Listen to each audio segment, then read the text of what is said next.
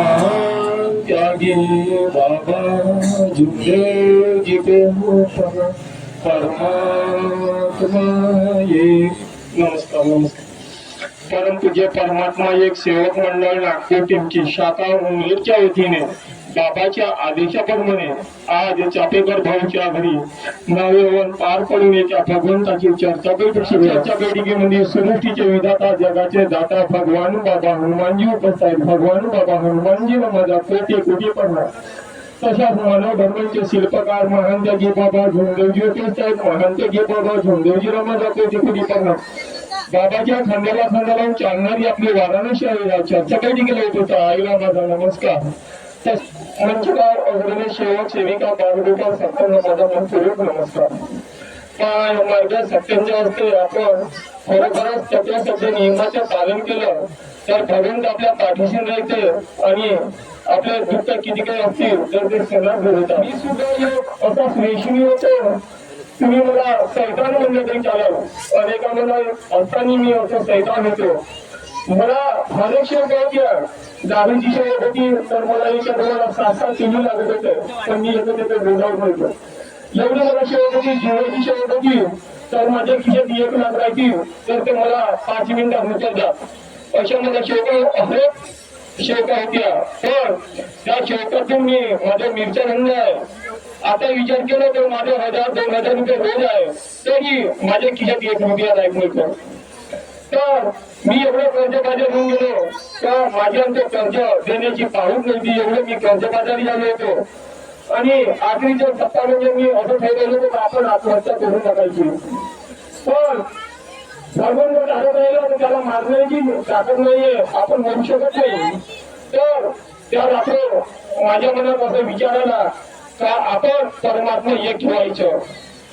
त्यावरती मी सकाळला उठलो आणि माझी चौकींजवळ मी हा विचार मांडला काय म्हणलं आपण परमात्मा एक ह्या स्वीकारूया। पण माझ्या चौकींना नाकार दिला। म्हणे तुम्ही आजपर्यंत असे किती देवा धर्माच्या अनाप्रमाणे टाकल्या पण तुमचं सत्य जुवा आणि दारू कधी सुटले नाही। आणि मी 4-4 दिवस आंदोलन करत नव्हतो। 4-4 दिवस जुव्या बसलो तर उठत नव्हतो, उपाशी तपाशी राहिलो जुव्यावरच असं माझा शेवका होत्या। पण माझी शौकी म्हणत होती आम्हाला एकच मुलगी आहे, या परमात्मा एक मार्ग काही सोपं नाही, आपण नाही घेऊ। पण मी माझ्या पत्नीला हट्ट धरलो आणि माझ्या पत्नीला म्हणजे मला काही होऊन जाव तर मी ह्या मार्गात आल्याशिवाय राहणार नाही। त्यावरती आमच्या माझ्या ज्येष्ठ सेवक म्हणजे आमचे राजू काकाजी चौधरी हे होते तर त्यांची आई आमच्या घरामध्ये आली आणि माझ्या शेवकीला समजवलं आणि माझ्या शेवकीला म्हणजे तो येवायला तयार आहे तर मार्गात येऊ दे काही हरकत नाही।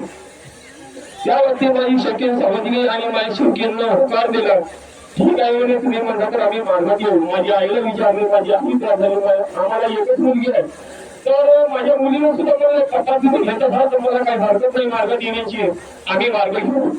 आणि मार्ग घेतल्यानंतर मी 11चे मला कार्य दिले आणि त्या 11च्या कार्यामध्ये काय घडलं हे भगवंताला असं एक ठेवलं। मला शेवट म्हणजे काय सांगत होते का आपल्या मार्गातले जागृत शक्ती आहे तर मी भगवंताला असं आजमावलं का भगवंता म्हणलं खरोखरच जागृत शक्ती ह्या मार्गात आहे तर तुम्ही मला कळवून तरी दाखवा नाही तर माझ्यावर कळवून तरी दाखवा तरीच्या मार्गाला मी समजीन ह्या मार्गात काय आहे। तर पहा 11च्या कार्यामध्ये मी 11 दिवस शेवून ठेवले आणि माझ्या कार्यकर्त्यांनी मला एक विचार कार्य दिलं। त्या पहिल्या दिवशी सुद्धा म्हणलं भगवंताला भगवंता काय तुमचे चमत्कार आहे तर काय मला कळलंही नाही ना कळलंही नाही तर तुम्ही मला कळवून तरी दाखवा नाही तर माझ्या कळवून तरी दाखवा नंतरच्या मार्गाला समजेल। भगवंताने शब्द उचलले। मी 5 वाजता विनंती केले कार्यांची आणि माझ्या मिरच्या थंड आहे। मी मिरचीच्या धंद्यावर निघून गेले आणि निघून गेल्यानंतर भगवंताने काय घडवून आणलं माझ्याकडे वाघ माझ्या गाडीवरती धावून आला होता।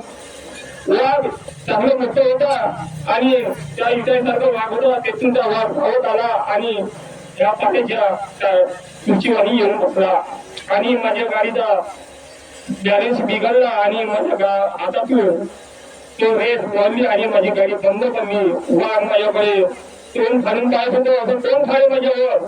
पण तो वाट तिथून नव्हता ना माझ्याजवळ. एक नव्हता, मी गाडीच्या मिररने लेपटून गेलो आणि मारलं असं माझ्या तोंडातून शब्द निघत नव्हता. त्या वाघाला तो एवढं फुलाटे वाघ होता. तर माझ्या लक्षात हे गोष्ट आली का नाही म्हणून मी भगवंताला योग ठेवलो होतो.